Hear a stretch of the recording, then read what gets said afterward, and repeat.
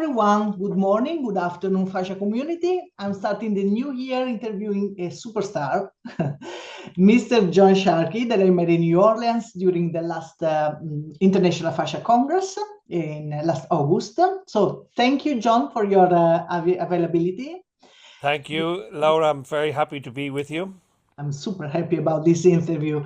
John, I discovered that many colleagues of mine are students of you from around the Ah, world. Yes, not just Italian, absolutely from Canada, whatever. They all love you because of your style. And I have a thank you very great, much. I, I think that's a reflection. That's a reflection that I've been around. I've been around a long time, and so, whether you like it or not, you become an elder. That's just one of the benefits of growing older. I think it was.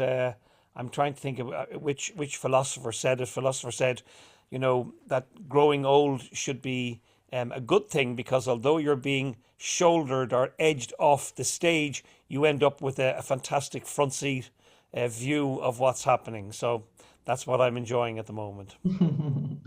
So, few words about you to introduce you. You are a clinical anatomist, but also an exercise physiologist, right? Presenter at the major Yes. fascia events, congress around the world, author of books, researchers, and educator, and much more, right? Many things. Correct. So you have to know. Now I'm speaking with our listeners, with the people that is watching this interview. You have to know that when I start this Zoom with John, we immediately start to talk about the layers of the fascia and dissection and whatever. So feel free, as I said, John, to go whatever you want. I have here a few questions for you, and I will start in 1 second. So. John, you are in a dissection lab from what I can see behind you. Yes. Yes. And my first question is about this topic. So dissection. This is a sort of double question. Why nowadays, with fantastic anatomy app, with the AI, etc., is still so important to attend a dissection? And what is the difference between the, let's say, so-called normal dissection or a fascia-focused dissection? Well, I can, from my perspective, my first dissection was in 1979. So quite some years ago, maybe many of the people who are listening to us were not even born at that stage. So since 1979 to the current day, we're talking right up to today. If you are in a university and you're studying anatomy, what will happen basically is um, many universities up until recent times were using something like Grant's dissector or Gray's dissector, and many of them have produced their own images now, and they don't, generally speaking, allow the textbooks to come into the Department of Anatomy. What they will do is they will, because of contamination, touching paper and then being inside the dissection room, then you can't bring that book outside the dissection room. So what they use now are touch screens. So you touch the screen and you move things along. Um, and when you do that, you'll find that, let's just say we talk about Gray's dissector in our Grant's dissector, which is the textbook we use in Dundee University in Scotland. You go to page 11, and page 11 will say to you, make a mid-clavicular incision, a mid-sternal incision, and reflect the skin, or reflect the tissue down to the muscle. The skin and the subcutaneous tissues, the superficial fascia, the tela subcutanea, which also includes what we call the Cinderella ligaments or the skin ligaments or the ligamentum cutis, a few different names. Mhm. Um, that particular material is placed in trays beneath the cadaver. And the reason it's placed in trays is because the textbook is telling you how to carry out your dissection, and the dissection is focused on what they believe are the important structures: the nerves, the blood vessels, the muscles. In other words, undergraduate anatomy students quite literally bypass the tissue that you and I are particularly interested in. And really, if we look at Gray's Anatomy, for example, the 42nd edition, the 42nd edition has quite a lot of reference to fascia. But that's because a number of my colleagues are the editors of the 42nd edition, and they are people who are fascia focused. So they've even included Tom Myers' Anatomy Trains in that particular edition. But up until recently, there really has not been a great focus on fascia. I would have, we'll say, specialists who come back to do postgraduate studies in anatomy, so surgeons and gynecologists and anaesthetists and others. And at that stage, there certainly is a discussion on fascia, but really there isn't a focus on fascia. So my dissections are all about continuity. They're about fascia. They're also about, skin, because before we can ever get to see the fascia, we have to touch the skin and we have to consider the skin. And so there is a discussion and there is an argument about, where does what is fascia and where does fascia begin? Should we include skin in the definition of fascia? But maybe we'll get to that in a couple of minutes' time. Before we started this interview, we were discussing about the layers of fascia. Do you want to come back to that topic, which is super interesting? Sure. So in You my said we latest, don't have layers. no, we don't have layers. Quite literally, we don't have layers. So in my latest paper on the stochastic nature of fascia, which I also wrote with my colleague, Dr. Karen Kirkness, who's a wonderful anatomist. And what we did in that paper, in many ways, we had a conversation about this, and we said, we're going to have to really give up some ground if we're going to move forward.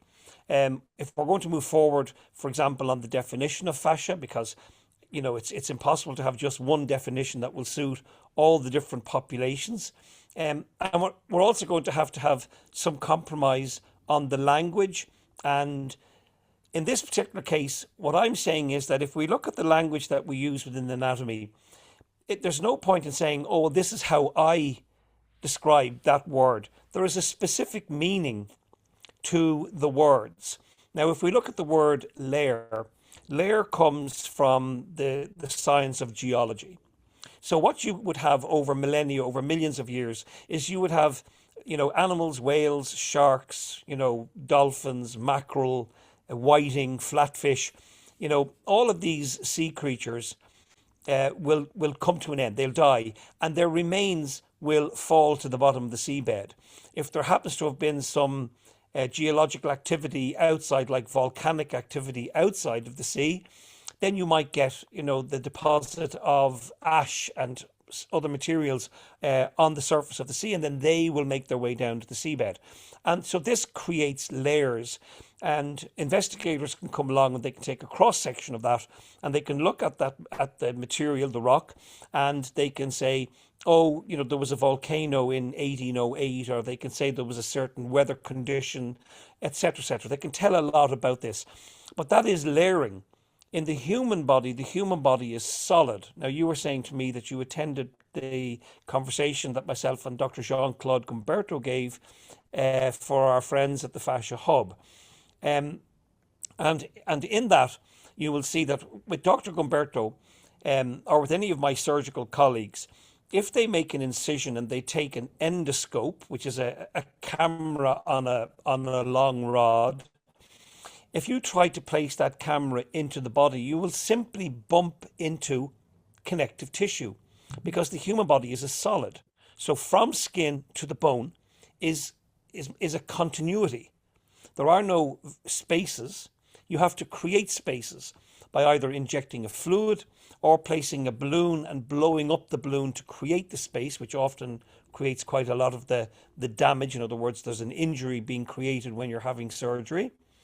But that's the only way that you can create space. Now, if you did a cross section of an upper limb, let's say at midway down the humerus, you will see the skin, you will see the subcutaneous tissues, You see the superficial adipose tissue, perhaps deep adipose tissue, depending on where you do the dissection.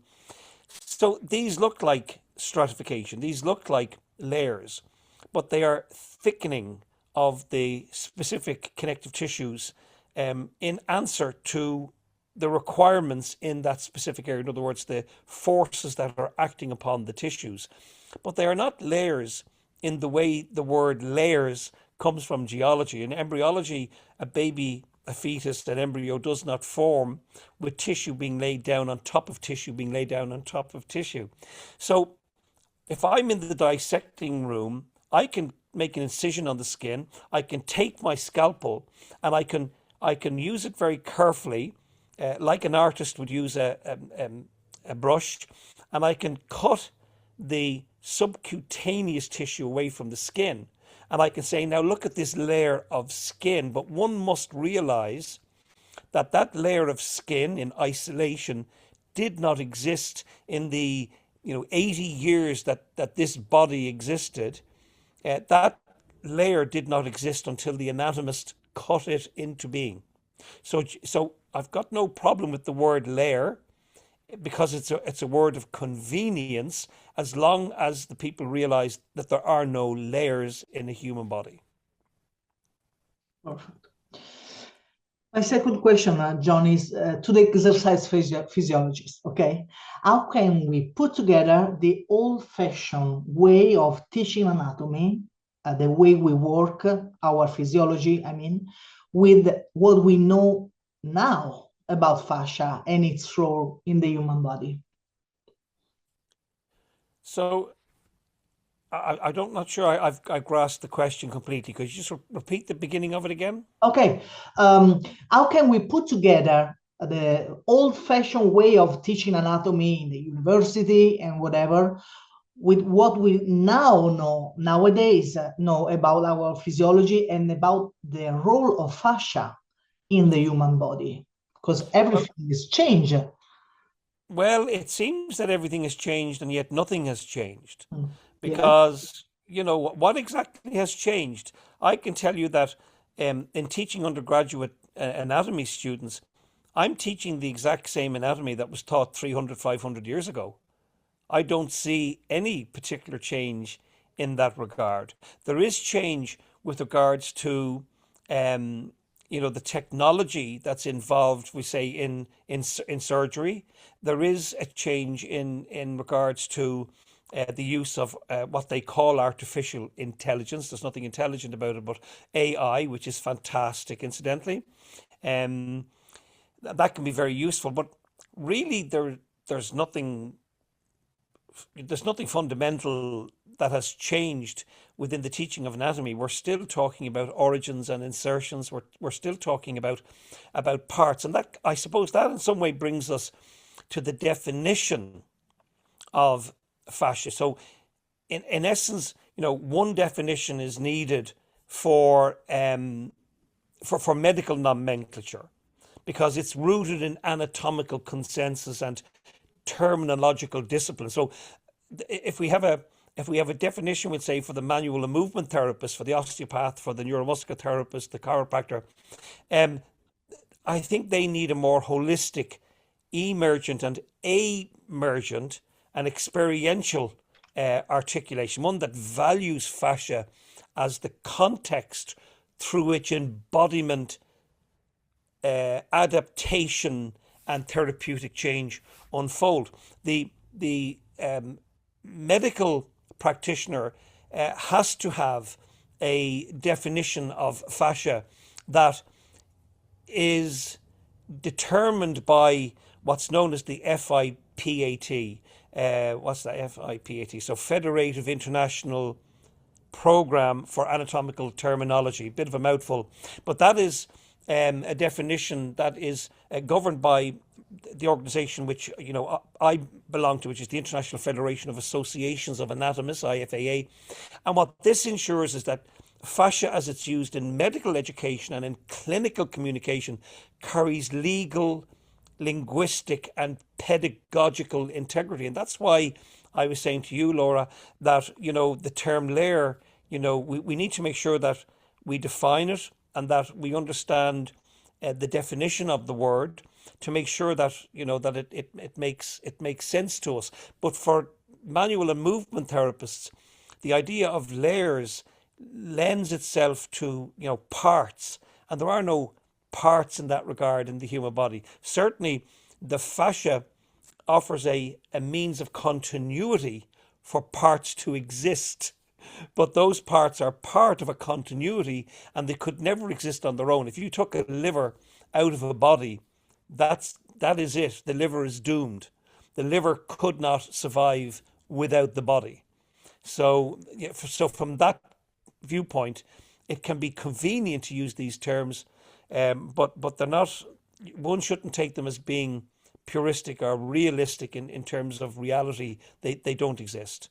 So let me just see if I've answered the question. So it's nice to be able to take, from a historical viewpoint, it's nice to be able to take, the anatomy of the past.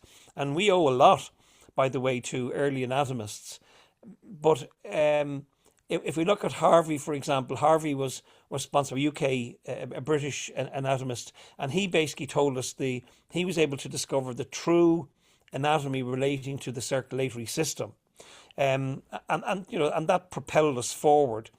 And so those type of discoveries are amazing. But as I say, I think the biggest change that needs to occur is to understand the continuity of fascia. I gave a presentation in 2019 with my colleague, Dr. Carlos Stecco. We did a presentation in London for the IFAA that I've mentioned, the International Federation of Association of Anatomists. And at that particular event, I had surgeons and anaesthetists and others coming up to me saying, John, based upon your presentation, what you're saying to me is if we do a retroperitoneal, a lateral approach to retroperitoneal tissues, and if the patient is complaining of a shoulder problem or shoulder pain a month or 2 months after the operation, you're telling us that those two things could be connected. And I was blown away by that, Laura. I was blown away by the fact that here we are with my medical colleagues, and they had no comprehension of the continuity or the relationship of one tissue and another tissue that is distant from that tissue. You may have heard Dr. Carlos Stecco in the past saying something like, if somebody has headaches, perhaps maybe treating the fascia in the foot could help that individual. So how do we explain that connection? And of course, it's through the continuity. I was referring exactly to that. I mean, this, people like you know this, and now we all know this, thanks to people like you, thanks to the research, but many doctors don't know it. I was referring exactly to that, and many doctors during surgery throw away fascia. And that's crazy. And now we know, thanks to the research, and now we know its role in our health, in our physiology. I mean, so we are working for this. We are working also to educate the classic medical environment, the classic doctors to this and to the role of fascia. Yes, and to go back to the original question, I love to acknowledge through the historical lens of anatomy, Vesalius, Leonardo da Vinci, who's one of my great heroes. Dissection. I have a question for you about Leonardo. Okay. Later. But with Vesalius and others, the art of subtraction or the art of reduction, or perhaps we could describe it as an initial point of reference. But I want to highlight fascia as being the antidote to fragmentation and reductionism. So this is what we are moving on to now in the 21st century, because fascia resists dissection and it insists on continuity. And certainly this is what I have found in my 45 years of dissection.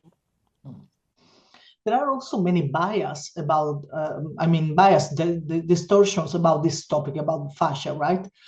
What is the biggest bias you want to clarify or destroy, maybe?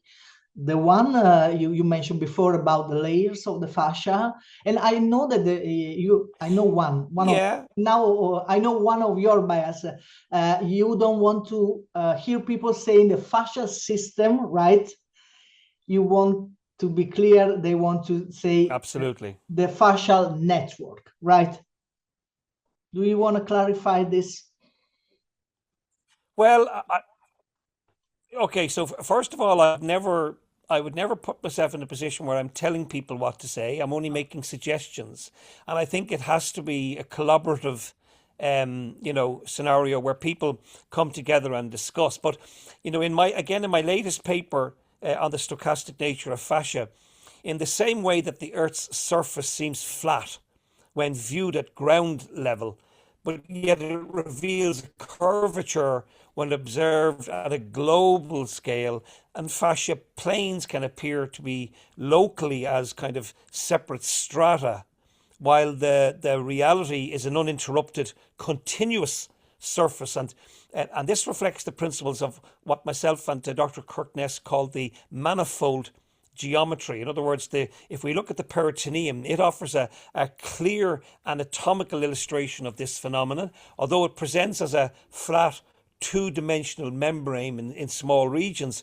It collectively forms a complex, folded, invaginated, three-dimensional topography across the abdominal cavity. And as the largest serous membrane in the body, it extends as a continuous sheet lining the body wall and investing the visceral organs. So during embryological development, this surface undergoes folding and reflection to generate mesenteries and ligaments and compartmental boundaries. And while any limited region can be approximated as geometrically flat, the full structure exhibits intricate curvature and interconnected domains. And this is consistent with the mathematical definition that we used, which was the manifold model. And this organization principle explains both normal physiological function and then characteristic pathways of pathological spread, for instance, as the dynamic in cancers, for instance. And that demonstrates that fascia and serous tissues can't be adequately described simply using simple layered models. But that's enough on layers, I suppose. We've talked a little bit about layers. What was the other aspect we talked about? Oh, yeah, but fascia as a system. I think that trying to reduce, this is the problem we have. We're constantly trying to use a reductionist language. And I really don't believe that we can reduce fascia. I was having a conversation with Dr. Stephen Porges, who is he's the doctor who proposed the polyvagal theory. Some people like that theory, others don't. Many people within the world of anatomy do not support the polyvagal theory. I find that there are very useful aspects. The point I was making to Dr. Porges was that before there is a vagus nerve, before there is a blood vessel, there is, whatever you wish to call it, the mesenchyme, which is ultimately fascia. It's the connective tissue. So fascia, is the ultimate original primary foundational material within which everything else comes into being. So you cannot have a nerve without first having had the fascia. So on a hierarchical basis, what comes first? Fascia comes first, and it provides the continuity, and it provides the foundation for the genesis of all other specialities, organs, etc. John, this is my last question for you. Can you tell me more Okay. about your interest in Leonardo da Vinci? I know that you are going to teach something here in Italy in next summer, right? Yes, correct.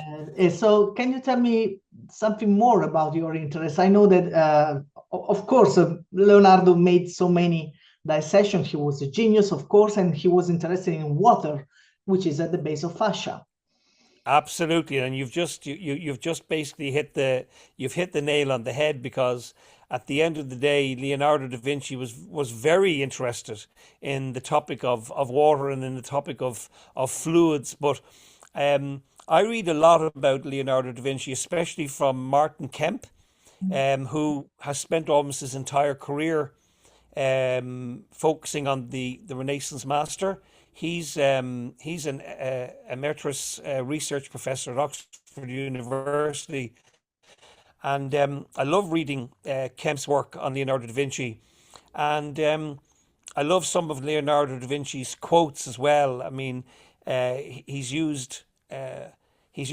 quoted, for instance, long before Darwin. So we're talking about maybe the 1500s. He said, "Necessity is the mistress of Mother Nature's inventions." And he also said, "Nature has no effect without cause, no invention without necessity." So I think he was, before Darwin, I think he understood what Darwin was going to tell us in terms of evolution. Leonardo, if anybody is not familiar with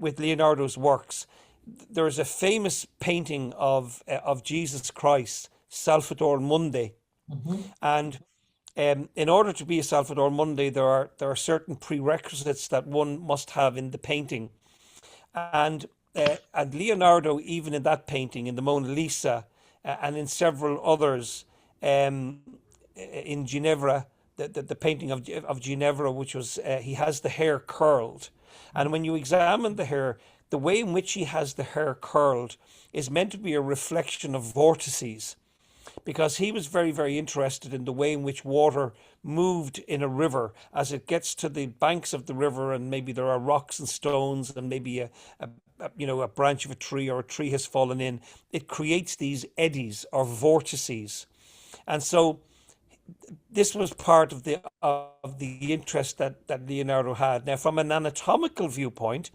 you have to realize that if Leonardo did have access to a human body, and it's famously he did dissect a gentleman who lived in his town of Vinci, who was 100 years of age, but a body would not have lasted very long because of the temperatures. Nowadays we have refrigeration, we have modern refrigeration, modern cooling systems, and so we can keep a fresh frozen cadaver for maybe a number of days. Now, unfortunately, after a number of days, the body is deteriorating, it's falling apart. It's even the smells can be overwhelming. Unless, of course, somebody's going to use a fixation method, thiol or formalin formaldehyde. There's always a mix of formalin and formaldehyde in almost every fixation method. And this stiffens the body a little bit, so you lose in one hand what you might gain in another. But Leonardo da Vinci was so amazing in terms of, his brilliance in architecture, his brilliance in understanding nature, his brilliance in understanding the human body. In fact, he was the first to invent stairwells on the outside of buildings, because people used to urinate and defecate inside tenement buildings, and this led to the spread of disease. And so he came up with the idea of putting the stairwells on the outside of buildings, which is commonplace now within our cities. So I love the work of Leonardo da Vinci, and I think that there are oftentimes almost hidden messages in terms of anatomy and in terms of the cosmos, in terms of the dynamics of the inner cosmos within Leonardo's paintings. And when I'm in Italy, I will actually use some of Leonardo's paintings, including Salvator Mundi and Ginevra. I'll certainly refer to them. Do you wanna tell to our listener about your next workshop coming up in the next months? I know that you are coming here in Italy, in Cremona, right? I'm going to Cremona. That course is completely full. In fact, I could have filled that course maybe 3 times over. I think that's happening that's in April. I may be wrong, but that's in April. And really, I don't really have anything to offer people until 2027 because I've got so many events coming up in Canada, within Europe, and further afield. So really, we have King's College in London coming up in June, and there are some places, not a lot, but there are some places left on that particular course. You can go to www.ntc.ie. Having said that, what I like to do, if there are individuals who are thinking of running an event, or you want to run a masterclass, you'd like to have maybe a hands-on practical application of how do we translate the knowledge of fascia into hands-on applications. And so I am in Prague in May, because they are celebrating, this is the European Guild of Structural Integrators, and they are celebrating 130 years of Ida Rolf. She would have been 130 years this year if she was still alive. So the European Guild are running an event which is running over 6 days, and I'll be teaching for 4 of those 6 days. Wonderful event, actually, because having 2 days off means that I can get to participate in other presenters' classes, which is always a joy. And I'm really looking forward to that, because it means that we can have conversations, we can network, and we can, discuss and exchange ideas. So people will be able to find those details at the European Structural Integration website. I'm not quite sure exactly what the website details are, but I think those details will get you there. Perfect. Thank you, John, for your availability. I want to close this conversation saying that I agree with you totally, 100%, when you said that we are definitely pioneer. We are at the beginning of a new era. I'm referring to your conversation with Professor Wimberter, when you said that it's a new way of thinking. Fascia is a new way of thinking, and yes, we need to try. We need to be open-minded, right? And also, I think, to be creative and Correct. a little bit crazy and open mind, basically, because this is so new, all new. Well, I think you need to be a little bit brave. Let's have an open mind and let's have discussions. We don't have to fall out with each other just because we might disagree with something. But the nature of science is that we have to challenge. The nature of science is that we can't keep moving forward, using the old explanations, the old definitions. Otherwise, one of my favorite things to say, otherwise we're going to be saying that anatomy is done and dusted, that we've had the last word, we've had the only word on anatomy, and that's just simply not true. And we have a whole territory to explore in terms of fascia. And everybody who's listening to you and I speaking today, you have the opportunity to become pioneers in fascia research and in the whole area of discovery around fascia. So, Laura, it was absolutely fantastic talking to you. Thank you so much, and thank you to your community. These are people who are doing such important work. I love community. I love the idea that the people who come to our events go out and they're treating people who are in pain to have perhaps either reduced pain or pain-free lives. We're doing something that's very positive, and I congratulate all of you and I applaud you. Thank you again, John. Stay there, and see you at my next fascia conversation. Ciao, John. Stay there. Excellent.